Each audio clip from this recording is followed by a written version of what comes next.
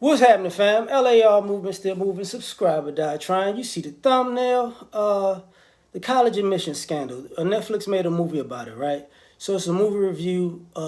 Rick Singer was the guy who is at the head of everything.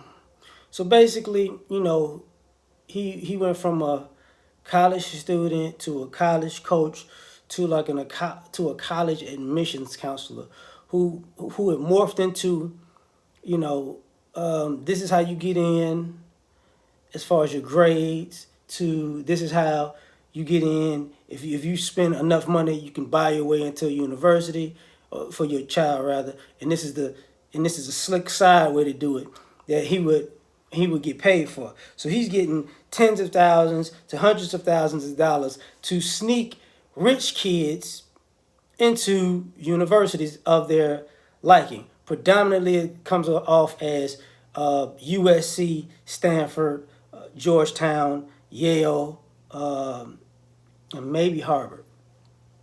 But so this spans from California to Boston, right? And what you see is, how can I put this properly? When we talk about race in this space, we talk about generational wealth. What you see is families who are wealthy. They can't necessarily pass down their business because they may be a CEO. They don't actually own the companies either, right? So they can't necessarily pass down their positions to their children, but they're positioning them for places in life. They had somebody like they referenced somebody like Jared Kushner in there also, and where you pay a university 7, 8 figures to get into school, they might let you in. And here's the thing: the way he was doing it was basically, okay, he was going through the sports program. This school got rowing. This school got sailing. This school has, tennis. Water polo. Stuff like that people don't really, equestrian. So people don't know what that is. People who ride horses.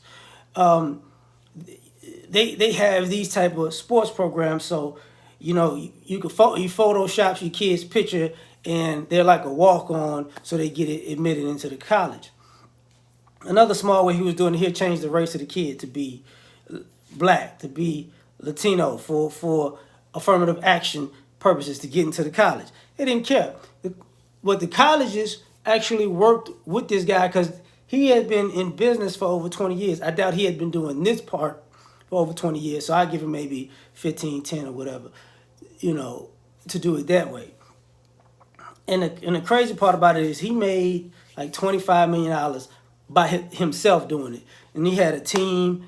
He had people he was paying to fly from state to state to take the ACT and SAT for these students. He had the students get what do you call that? I wasn't saying set asides, but get them to take more time. I've seen this because I got a younger cousin who's autistic, so he needs more time to take tests.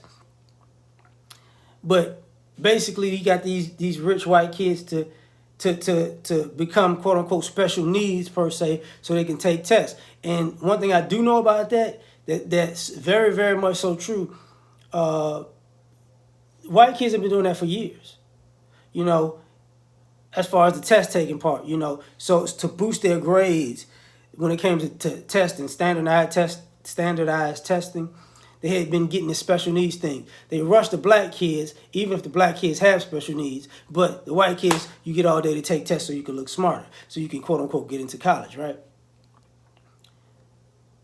So it leans into where I gotta talk about something else. Where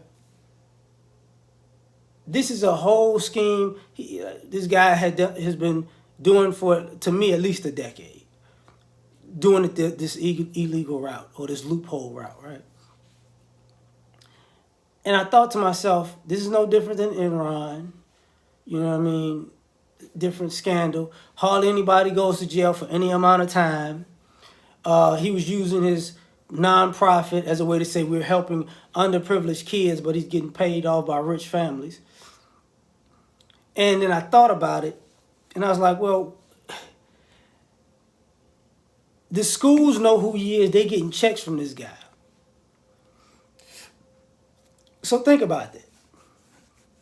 Schools getting $500,000 checks, $100,000 checks. We're donating to the program. Yay, you're fundraising. That's right. You're doing a great service. So one of the guys he gets like 6 months house arrest for wire fraud, but he never cashed the money for his own benefit. He gave it to the university where it's supposed to go. So the university Stanford winds up with $770,000 after this whole thing is free. After this guy gets fired and put on house arrest for this, but they get to keep the money. But he's a felon. He's a felon now. And I'm thinking to myself, how many business dealings does this happen with? Because this white guy was able to go from the United States to the UK, and even China, if I'm not mistaken, because somebody said they called at the end of the show. So I was like, yeah, the minute he got arrested, a family from China called and said they give him $10 million to get their kid into Harvard. I'm like, what the feezy? Do you know how many other scams these people have been getting away with for years and years and years? Because basically, you're white. This is white privilege in as far as criminality. Which I'm like, man, these people could be criminals all type of ways for years and years and years, and nobody could, and it just goes under the radar because everybody's getting paid off. Everybody's getting paid off. University gets paid off. Coaches get paid off.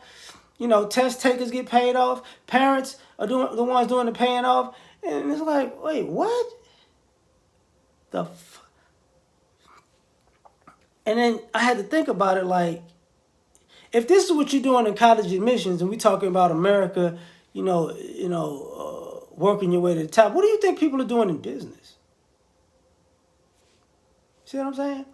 What do you think people have been doing in business for years? And most of the people were either white or Asian. There was one black dude that got caught up in this, and he was a coach at Yale.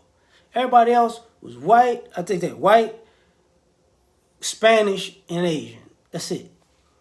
But I'm done. Like, share, subscribe, or die trying. Peace.